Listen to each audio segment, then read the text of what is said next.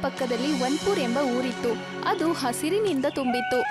ಅಲ್ಲಿರೋ ಜನ ಕಾಡಿನಿಂದ ಸಿಗೋ ಹಣ್ಣು ಮತ್ತೆ ಔಷಧಿಗಳನ್ನ ಪಕ್ಕದ ಊರಿಗೆ ಹೋಗಿ ಮಾರಾಟ ಮಾಡಿ ತಮ್ಮ ಜೀವನವನ್ನ ಸಾಗಿಸ್ತಾ ಇದ್ರು. ಹಣ್ಣುಗಳನ್ನ ತಗೊಳ್ಳಿ, ತಾಜಾ ತಾಜಾ ಹಣ್ಣುಗಳು. ಇಲ್ಲಿ ಕೇಳಮ್ಮ, ಈ ದಾಳಿಂಬೆ ಎಷ್ಟು ಬೆಲೆ? ಅಕ್ಕ, 1 kgಗೆ 50 ರೂಪಾಯಿ. ಕಾಡಿಂದ ನೇರವಾಗಿ ತಂದಿದ್ದೀನಿ. ನಮ್ಮ ಕಾಡು ನಮ್ಮೆಲ್ರಿಗೂ ದೇವರಿದ್ದ ಹಾಗೆ. ವನ್ಪೂರಿಂದನಾ? ಹೌದು ಅಕ್ಕ, ನೀವೆಲ್ಲ ಅದೃಷ್ಟವಂತರು. ಆ ಕಾಡಿನ ಕೃಪೆ ನಿಮ್ಮ ಮೇಲಿದೆ. ಹೌದು ಅಕ್ಕ, ನಾವು ಅದೃಷ್ಟವಂತರೇ. ಒಂದು ಕೆಲಸ ಮಾಡು, 20 ರೂಪಾಯಿಗೆ ಈ ಪೇರೂನು ಕೊಡು. ಆದ್ರೆ ಆ ಊರಿನ ಒಬ್ಬ ವ್ಯಾಪಾರಿ ಧನ್ಸುಖ್ ಲಾಲ್ ತುಂಬಾನೇ ದುರಾಸೆ ವ್ಯಕ್ತಿಯಾಗಿದ್ದ. ಕಾಡಿನ ಮರಗಳನ್ನ ಕಡ್ದು ಕಟ್ಟಿಗೆಗಳನ್ನ ಮಾರಾಟ ಮಾಡ್ತಿದ್ದ. ಅದರಿಂದ ಹಣನ ಸಂಪಾದನೆ ಮಾಡ್ತಿದ್ದ. ಇದೇನಿದು, ಇಷ್ಟೇ ದುಡ್ಡ? ಇಷ್ಟು ಕಡಿಮೆ ದುಡ್ಡಲ್ಲಿ ನೀನು 50 kg ಕಡ್ಗೆ ತಗೊಂಡು ಹೋಗ್ತೀಯಾ? ಧನ್ಸುಖ್ ಲಾಲ್ ಅವ್ರೆ, ಈ ಸಲ ಕೊಟ್ಬಿಡಿ. ಮುಂದಿನ ಸಲ ಜಾಸ್ತಿ ದುಡ್ಡು ಕೊಡ್ತೀನಿ. ನಾನ್ ನಿಮ್ಮ ಹಳೆ ಗ್ರಾಹಕ ತಾನೆ. ಏನ್ ತಲೆಗಿಲೆ ಕೆಟ್ಟಿದ್ಯಾ? ನಾನಿಲ್ಲಿ ವ್ಯಾಪಾರ ಮಾಡಕ್ ಕೂತಿರೋದು, ಸಮಾಜ ಸೇವೆ ಮಾಡಕ್ಕಲ್ಲ. ದುಡ್ಡಿದ್ರೆ ತಗೊಂಡೋಗು, ಇಲ್ಲ ಅಂದ್ರೆ ಹೋಗ್ತಾ ಇರು. ಧನ್ಸುಖ್ ಲಾಲ್ ಮರಗಳನ್ನ ಕಡಿಯೋದ್ರಿಂದ ಕಾಡಲ್ಲಿ ಮರಗಳ ಸಂಖ್ಯೆ ಕಡಿಮೆ ಆಗ್ತಾ ಹೋಯ್ತು. ಒಂದು ದಿನ ನೀಲಿಮಾ ತನ್ನ ಮನೆಯಿಂದ ಕಾಡಿನ ಹತ್ರ ಹೋಗ್ತಾಳೆ. ಅಲ್ಲಿ ಹೋಗಿ ಒಂದು ದೃಶ್ಯ ನೋಡಿದಾಗ ಅವಳಿಗೆ ತುಂಬಾನೇ ಆಶ್ಚರ್ಯ ಆಗುತ್ತೆ. ಇದೇನಿದು? ಈ ಕಾಡು ಗಾಳಿಯಲ್ಲಿ ಹೇಗ್ ತಿಲಾಡ್ತಿದೆ? ಅಯ್ಯೋ ದೇವ್ರೇ, ಇದೆಲ್ಲ ಹೇಗಾಯ್ತು? ನಾನು ಈಗ್ಲೇ ಹೋಗಿ ಊರಿನ ಜನರಿಗೆ ಈ ವಿಷಯನ ಹೇಳ್ಬೇಕು. ನೀಲಿಮಾ ಕಾಡನ್ನ ಗಾಳಿಯಲ್ಲಿ ಹಾರಾಡ್ತಿರೋದನ್ನ ನೋಡಿ ಊರ್ಗ್ ಹೋಗಿ ಎಲ್ಲ ಜನರಿಗೆ ಆ ವಿಷಯದ ಬಗ್ಗೆ ಹೇಳ್ತಾಳೆ. ಅವಳು ಹೇಳೋದನ್ನ ಕೇಳಿ ಊರಿನ ಮುಖ್ಯಸ್ಥ ಅಜಯ್ ಹೇಳ್ತಾರೆ, ಇದಂತೂ ವಿಚಿತ್ರವಾದ ಸುದ್ದಿ. ಕಾಡು ಗಾಳಿಯಲ್ಲಿ ತೇಲ್ತಾ ಇದೆಯಾ?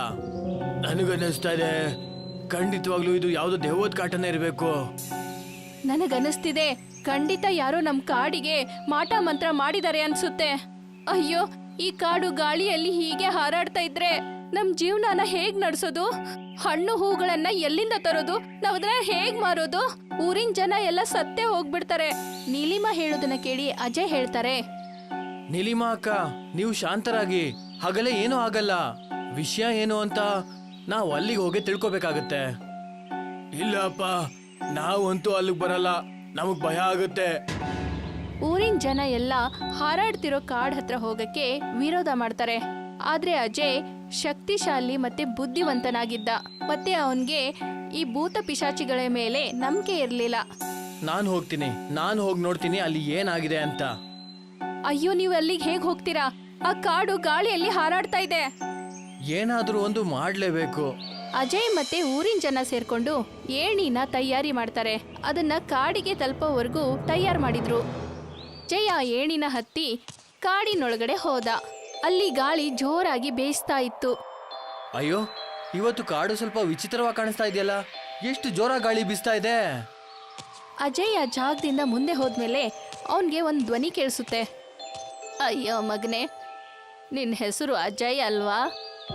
ಹೌದು ಅಜ್ಜಿ, ನಾನು ವನಪುರ ಊರಿನ ಮುಖ್ಯಸ್ಥ.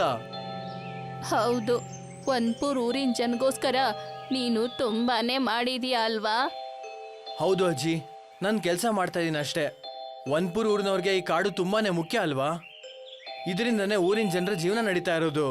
ಆದ್ರೆ ಅಜ್ಜಿ, ನೀವೊಬ್ರೇ ಇಲ್ಲಿ ಏನ್ ಮಾಡ್ತಾ ಇದ್ದೀರಾ? ಮಗನೇ, ನೀನ್ ಇಷ್ಟ ಅರ್ಥ ಮಾಡ್ಕೋ. ಈ ಕಾಡು ಇನ್ಮೇಲೆ ನಂದು. ನಾನು ಈ ಕಾಡಿನವಳು. ನನ್ನ ಕುಟುಂಬದಲ್ಲಿ ನನ್ನ ಜೊತೆಗೆ ಈಗ ಯಾರೂ ಇಲ್ಲ. ಈ ವಯಸ್ಸಲ್ಲಿ ನಾನು ಎಲ್ಲಿ ಕೆಲಸ ಮಾಡಬೇಕು? ಅದಕ್ಕೆ ಇದೇ ಕಾಡಲ್ಲಿ ಉಳ್ಕೊಂಡಿದ್ದೀನಿ. ಇಲ್ಲೇ ಊಟ ಸಿಗುತ್ತೆ, ಮತ್ತೆ ಹತ್ತಿರದಲ್ಲಿ ನನ್ನ ಗುಡಿಸ್ಲಿದೆ. ನಾನು ಅಲ್ಲೇ ಇರೋದು. ಆದರೆ ನಿಮ್ಮೂರಿನ ಧನ್ಸುಖ್ ಲಾಲ್ ಅವನು ಕಟ್ಟಿಗೆ ವ್ಯಾಪಾರನ ಮಾಡ್ತಾನೆ. ಈ ಕಾಡನ್ನೇ ನಾಶ ಮಾಡಬೇಕು ಅಂದ್ಕೊಂಡಿದ್ದಾನೆ. ಅದೇನೋ ಹೌದು ಅಜ್ಜಿ, ಅವರ ಕಟ್ಟಿಗೆ ವ್ಯಾಪಾರಕ್ಕೋಸ್ಕರ ಅವ್ರ ಮರ ಕಡಿತಾ ಇದ್ದಾರೆ. ಆದ್ರೆ ಹೊಸ ಸಸಿಗಳನ್ನ ಹಾಕ್ತಾನೆ ಇಲ್ಲ. ಒಂದ್ ವೇಳೆ ಹೀಗೆ ಆದ್ರೆ ಈ ಕಾಡು ಒಂದ್ ದಿವಸ ನಾಶ ಆಗ್ಬಿಡುತ್ತೆ. ನಾನು ಅವ್ರಿಗೆ ತುಂಬಾ ಸಲ ಹೇಳಿದ್ದೀನಿ. ಈ ಕಾಡು ಅವನಿಂದಾನೇ ನಾಶ ಆಗ್ತಾ ಇದೆ. ಸರಿಯಾಗಿ ಹೇಳ್ತಾ ಇದ್ದೀರಾ ಅಜ್ಜಿ. ಕಾಡು ನಾಶ ಆದ್ರೆ ಊರು ಕೂಡ ನಾಶ ಆಗುತ್ತೆ. ನೀವೆಲ್ಲರೂ ಸೇರಿ ಆ ಧನ್ಸುಖ್ನ ನಿಲ್ಲಿಸ್ಬೇಕು. ಇಲ್ಲ ಅಂದ್ರೆ ಈ ಕಾಡು ಇದೇ ತರ ಗಾಳಿಯಲ್ಲಿ ಹಾರಾಡ್ತಾ ಇರುತ್ತೆ. ಇದರಿಂದ ಊರಿನ ಜನರಿಗೆ ತುಂಬಾನೇ ಕಷ್ಟ ಆಗುತ್ತೆ. ಅಜ್ಜಿ, ಊರಿನ ಮುಖ್ಯಸ್ಥ ಆಗಿರೋ ನಾನು ಈ ಸಮಸ್ಯೆಯನ್ನ ಖಂಡಿತವಾಗ್ಲೂ ಬಗೆಹರಿಸ್ತೀನಿ. ಆದ್ರೆ ನೀವು ನನ್ನ ಜೊತೆ ಬನ್ನಿ ಅಜ್ಜಿ, ನಮ್ಮ ಊರಿನವ್ರು ನಿಮ್ಮನ್ನ ಚೆನ್ನಾಗಿ ನೋಡ್ಕೋತಾರೆ. ಬೇಡ ಮಗನೆ, ನೀನು ಹೋಗು. ನನ್ನ ಸಲುವಾಗಿ ಇಷ್ಟು ಮಾಡು. ಆ ಧನ್ಸುಕ್ಲಾಲ್ಗೆ ಅರ್ಥ ಮಾಡಿಸು, ಇಲ್ಲ ಅಂದ್ರೆ ಈ ಕಾಡು ನಾಶ ಆಗ್ಬಿಡುತ್ತೆ. ಅಜಯ್ ಊರಿನ ಜನರಿಗೆ ಈ ವಿಷಯವನ್ನ ಹೇಳಿದಾಗ ಊರಿನ ಜನರೆಲ್ಲ ಧನ್ಸುಕ್ಲಾಲ್ ಮನೆಗೆ ಹೋಗ್ತಾರೆ. ಆಗ ಧನ್ಸುಕ್ಲಾಲ್ ತುಂಬಾ ಕೋಪದಿಂದ ಹೇಳ್ತಾನೆ, ಅಲ್ಲ ಕಣ್ರಪ್ಪ, ನನ್ನ ವ್ಯಾಪಾರನೆಲ್ಲ ನಿಲ್ಸ್ಬಿಟ್ರೆ ನಾನು ದುಡ್ಡು ಹೆಂಗ್ ಮಾಡ್ಲಿ ಹೇಳಿ? ಏನ್ ಬಿಕಾರಿ ಆಗ್ಬೇಕಾ? ಅಲ್ಲ ಕಣಪ್ಪ, ವ್ಯಾಪಾರ ನಿಲ್ಸು ಅಂತ ನಿನಗೆ ಯಾರು ಹೇಳ್ತಾ ಇರೋದು? ನಾವು ಕೇವಲ ನಿನಗೆ ಇಷ್ಟನ್ನ ಮಾತ್ರ ಹೇಳ್ತಾ ಇರೋದು, ಸ್ವಲ್ಪ ಮರನ ಕಡಿಮೆ ಕಟ್ ಮಾಡು ಅಂತ. ಅದ್ರ ಜೊತೆಗೆ ಇನ್ನೊಂದು ಕೆಲಸ ಶುರು ಮಾಡ್ಕೋ. ಎಷ್ಟು ಮರಗಳನ್ನ ಕಡಿತೀಯೋ ಅದಕ್ಕೆ 2 ಪಟ್ಟು ಸಸಿಗಳನ್ನ ನೀನ್ ನೆಡ್ಬೇಕಾಗತ್ತೆ. ನೋಡಿ ಧನ್ಸುಕ್ಲಾಲ್ ಅವ್ರೆ, ನೀವ್ ಒಂದ್ ವೇಳೆ ಹೀಗ್ ಮಾಡ್ಲಿಲ್ಲ ಅಂದ್ರೆ ಊರು ಉಳಿಯೋದಿಲ್ಲ. ನೀವ್ ಅರ್ಥ ಮಾಡ್ಕೊಳ್ಳಿ. ಹೊಸ ಕೆಲಸ ಶುರು ಮಾಡ್ಕೊಳ್ಳೋದಕ್ಕೆ ನಾನ್ ನಿಮಗೆ ಸಹಾಯ ಮಾಡ್ತೇನೆ. ನಾವು ಕಾಡಲ್ಲಿ ಗಿಡಮೂಲಿಕೆ ಹಣ್ಣು ಹಂಪಲು ಏನಿದೆಯೋ ಅದನ್ನ ಬಜಾರಲ್ಲಿ ಮಾರಿ ಚೆನ್ನಾಗಿ ದುಡ್ಡು ಮಾಡ್ಕೋಬಹುದು. ಈ ಗಿಡಮೂಲಿಕೆಗಳಿಂದ ಔಷಧಿಗಳನ್ನ ತಯಾರು ಮಾಡ್ತಾರೆ. ಇದರಿಂದ ಒಳ್ಳೆ ಲಾಭನೇ ಸಿಗುತ್ತೆ. ಅಜಯ್ ಅರ್ಥ ಮಾಡಿಸಿದ್ರಿಂದ ಧನ್ಸುಕ್ಲಾಲ್ಗೆ ಅರ್ಥ ಆಗಿ ಆಗ ಧನ್ಸುಕ್ಲಾಲ್ ಅವನ ಮಾತ್ಗೆ ಒಪ್ಕೋತಾನೆ. ಅಜಯ್ ಮತ್ತೆ ಕಾಡ್ಗೆ ಹೋದಾಗ ಆ ವಯಸ್ಸಾದ ಹೆಂಗಸು ಸಿಗ್ತಾಳೆ. ಇದನ್ ಕೇಳಿ ಖುಷಿ ಆಯ್ತು. ಧನ್ಸುಕ್ಲಾಲ್ ಮರ ಕಡಿಯೋದನ್ನ ಕಮ್ಮಿ ಮಾಡಿ ಹೊಸ ಸಸಿಗಳನ್ನ ನೆಡ್ತಾನೆ ಅಂತ. ನನಗನ್ಸುತ್ತೆ ಈ ಕಾಡು ಮೊದ್ಲಿನ ತರ ಆಗೋದಕ್ಕೆ ಯಾವುದು ಸಮಸ್ಯೆ ಇಲ್ಲ ಅಂತ.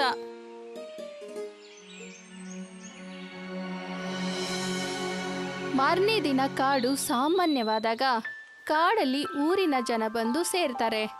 ಅರೆ ಧನ್ಸುಕ್ಲಾಲ್, ಕಾಡು ಮುಂಚಿನ ತರನೇ ಆಗೋಯ್ತು. ಈಗ ನೀವು ಮತ್ತೆ ಅಜಯ್ ಸೇರ್ಕೊಂಡು ನಿಮ್ ಕೆಲ್ಸ ಮುಂದುವರಿಸಬಹುದು. ಅಯ್ಯೋ ಹೌದು, ಅವರು ತಮ್ಮ ಕೆಲಸಗಳನ್ನ ಮಾಡ್ತಾರೆ. ನಾವು ಕೂಡ ನಮ್ಮ ಕೆಲಸಗಳನ್ನ ಮಾಡ್ಬೇಕಲ್ವಾ? 2 ದಿನದಿಂದ ಏನು ಸಂಪಾದನೆ ಇಲ್ಲ. ಅಯ್ಯೋ ನೀಲಿಮಾ ಅಕ್ಕ, ಯಾಕೆ ಯೋಚನೆ ಮಾಡ್ತಾ ಇದ್ದೀರಾ? ಈಗ ಎಲ್ಲ ಸರಿ ಹೋಯ್ತು ತಾನೆ? ಧನ್ಸುಕ್ಲಾಲ್ ಮತ್ತೆ ಅಜಯ್ ಸೇರ್ಕೊಂಡು ಕಾಡಲ್ಲಿ ಸಿಗೋ ಔಷಧಿ ಗಿಡ ಮೂಲಿಕೆಗಳನ್ನ ಸಿಟಿಯಲ್ಲಿರೋ ಒಂದು ಕಂಪನಿಗೆ ಮಾರಾಟ ಮಾಡ್ತಾ ಇದ್ರು. ಹಣ ಕೊಡ್ತಾ ಅಜಯ್ ಹೇಳ್ತಾರೆ, ಧನ್ಸುಕ್ಲಾಲ್, ನಾನ್ ನಿಮ್ಗೆ ಹೇಳಿದ್ದೆ ತಾನೆ ತುಂಬಾ ಚೆನ್ನಾಗಿ ದುಡ್ಡು ಬರುತ್ತೆ ಅಂತ. ಹೌದು ಕಣಪ್ಪ, ಸ್ವಲ್ಪ ಇಲ್ಲಿ ನೋಡು, ಇದು ಇಷ್ಟೊಂದು ಚೆನ್ನಾಗಾಗುತ್ತೆ ಅಂತ ನಾನ್ ಕನ್ಸಲ್ಲೂ ಅನ್ಕೊಂಡೇ ಇರ್ಲಿಲ್ಲ.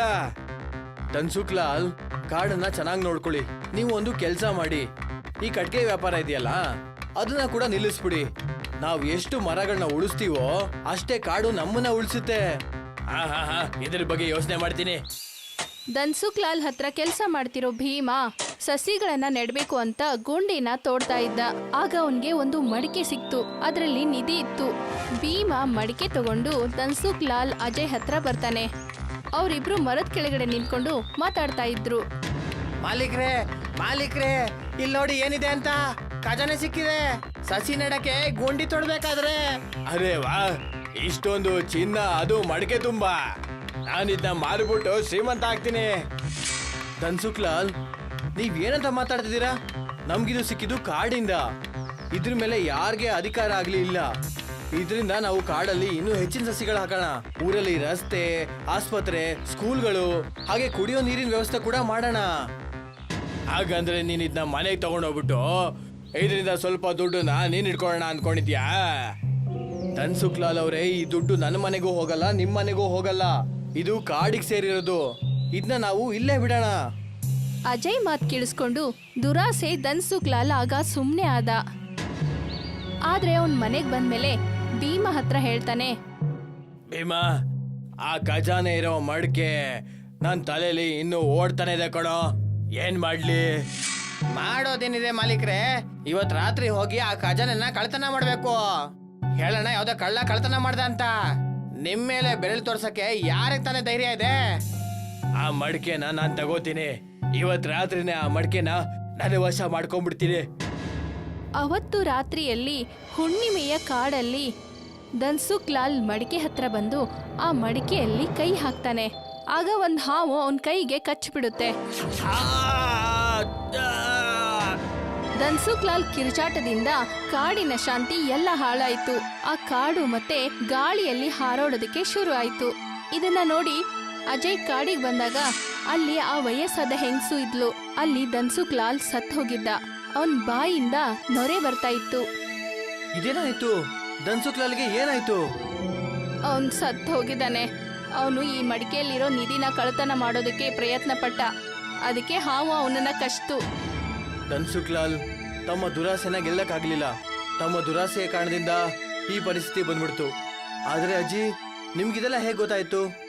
ಇದನ್ನ ಹೇಳ್ತಾ ಆ ವಯಸ್ಸಾದ ಹೆಂಗಸು ತನ್ನ ನಿಜ ರೂಪದಲ್ಲಿ ಪ್ರತ್ಯಕ್ಷ ಆದ್ಲು. ಅಜಯ್, ನಾನು ವನದೇವಿ. ನಾನು ಈ ಕಾಡನ್ನ ಕಾಪಾಡ್ತಾ ಇದ್ದೀನಿ. ನಾನೇ ಈ ಕಾಡನ್ನ ಊರಿಂದ ಬೇರೆ ಮಾಡಿದ್ದೀನಿ. ಧನ್ಸುಕ್ಲಾಲ್ ಅಂತ ಜನರಿಂದ ಈ ಕಾಡು ನಾಶ ಆಗ್ತಾ ಇದೆ. ನಿನ್ನನ್ನ ಮೊದಲೇ ಸಾರಿ ಭೇಟಿ ಮಾಡಿದಾಗ ನನಗನಿಸ್ತು ನೀನ್ ಈ ಕಾಡನ್ನ ಕಾಪಾಡ್ಬೋದು ಅಂತ. ಆದ್ರೆ ಧನ್ಸುಕ್ಲಾಲ್ ಅಂತ ದುರಾಸೆ ವ್ಯಕ್ತಿ ಈ ಕೆಲ್ಸಕ್ಕೆ ಅಡ್ಡ ಆಗಿದ್ದ. ಅದಕ್ಕೆ ಅವನು ಸಾಯಲೇಬೇಕಾಯ್ತು. ವನದೇವಿ ಮಾತ್ ಕೇಳಿಸ್ಕೊಂಡು ಅಜಯ್ಗೆ ಧನ್ಸುಕ್ಲಾಲ್ ಮಾಡಿರೋ ತಪ್ಪು ತಿಳಿದ್ ಬಂತು. ಆದ್ರೆ ಅಜಯ್ ಒಬ್ಬ ಒಳ್ಳೆ ವ್ಯಕ್ತಿ. ಹೇ ದೇವಿ ಅಮ್ಮ, ಧನ್ಸುಕ್ಲಾಲ್ ಒಬ್ಬ ದುರಾಸೆ ವ್ಯಕ್ತಿ ಅಂತ ಒಪ್ಕೊಳ್ಳೋಣ. ಅವನಿಂದ ತಪ್ಪಾಗಿದೆ. ಆದ್ರೆ ದೇವಿಮ್ಮ, ಇದರಿಂದ ಅವನ ಮಕ್ಕಳು ಮತ್ತೆ ಹೆಂಡತಿಗೆ ಯಾಕೆ ಕಷ್ಟ ಆಗ್ಬೇಕು? ಇವ್ರಿಲ್ದೆ ಅವ್ರ ಗತಿ ಏನಾಗ್ಬೇಕು? ನೀವು ದಯವಿಟ್ಟು ದಯ ತೋರಿಸಿ ಇವ್ರಿಗೆ ಮತ್ತೆ ಜೀವ ಕೊಡಿ. ನಾನ್ ನಿಮ್ಗೆ ಮಾತು ಕೊಡ್ತೀನಿ, ಇನ್ ಮುಂದೆ ಇವನು ಕಾಡಿಂದ ದೂರನೇ ಇರ್ತಾನೆ. ಇವನೇನಾದ್ರೂ ಹಳೆ ಚಾಳಿಗೆ ಮತ್ತೆ ಬಿದ್ರೆ ನಾನು ಊರವ್ರ ಸಹಾಯದಿಂದ ಇವನ್ನ ಊರಿಂದನೇ ಹೊರಗಡೆ ಇಟ್ಬಿಡ್ತೀನಿ. ನೀವು ಇವನ್ಗೆ ದಯವಿಟ್ಟು ಜೀವ ಕೊಡಿ. ಅಯ್ಯೋ ಅಜಯ್, ನೀನ್ ಒಳ್ಳೆ ಮುಖ್ಯಸ್ಥ ಅಷ್ಟೇ ಅಲ್ಲ, ಒಬ್ಬ ಒಳ್ಳೆ ವ್ಯಕ್ತಿ ಕೂಡ ಹೌದು. ನಾನು ಈಗ್ಲೇ ಅವನನ್ನ ಜೀವಂತ ಮಾಡ್ತೀನಿ. ನೀನ್ ಅವನ್ಗೆ ಅರ್ಥ ಮಾಡಿಸು, ಕಾಡಿನ ಮರಗಳನ್ನ ಕಡಿಬಾರ್ದು ಅಂತ. ಆಗ್ಲಿ, ನಾನು ಹಾಗೆ ಮಾಡ್ತೀನಿ. ವನದೇವಿ ಕೈಗಳಿಂದ ಬಂದಿರೋ ಕಿರಣದಿಂದ ಧನ್ಸುಕ್ಲಾಲ್ಗೆ ಪ್ರಾಣ ಬರುತ್ತೆ. ವನದೇವಿ ಮಾಯ ಆಗ್ಬಿಡ್ತಾಳೆ. ಕಾಡು ಸಾಮಾನ್ಯವಾಗ್ಬಿಡುತ್ತೆ. ಅಜಯ್ ನಡೆದಿರೋ ವಿಷಯವನ್ನ ಹೇಳ್ತಾನೆ. ಧನ್ಸುಕ್ಲಾಲ್ ಕಣ್ಣಲ್ಲಿ ಪಶ್ಚಾತ್ತಾಪ ಕಂಡ್ಬಂತು. ನನ್ನ ಕ್ಷಮಿಸ್ಬಿಡು. ನಾನು ದುರಾಸೆಯಿಂದ ಕೂಡನಾಗ್ಬಿಟ್ಟಿದೆ. ನನಗೆ ದುಡ್ಡು ಬಿಟ್ರೆ ಬೇರೆ ಏನು ಕಾಣಿಸ್ತಾನೆ ಇರ್ಲಿಲ್ಲ. ಆದ್ರೆ ನನಗೀಗ ನನ್ನ ತಪ್ಪಿನ ಅರಿವಾಗಿದೆ. ಅಜಯ್, ನಾನು ಇವತ್ತಿಂದನೇ ಕಾಡಲ್ಲಿ ಮರ ಕಡೋ ಕೆಲಸನ ನಿಲ್ಲಿಸ್ಬಿಡ್ತೀನಿ. ಮತ್ತೆ ಕಾಡಿನ ಉದ್ಧಾರಕ್ಕೋಸ್ಕರ ಕೆಲಸ ಮಾಡ್ತೀನಿ. ಧನ್ಸುಕ್ಲಾಲ್, ನಾವು ಹೀಗೆ ಮಾಡ್ಬೇಕು. ಆಗ್ತಾನೆ ನಾವು ಮುಂದೆ ಬರೋ ಪೀಳಿಗೆಗೆ ಒಂದು ಒಳ್ಳೆ ಪ್ರಪಂಚ ಕೊಡಕ್ಕಾಗೋದು. ನಾವು ನಮ್ಮ ದುರಾಸೆಯನ್ನ ಪಕ್ಕದಲ್ಲಿಟ್ಟು ಮನುಷ್ಯತ್ವದಿಂದ ಬದುಕಬೇಕು.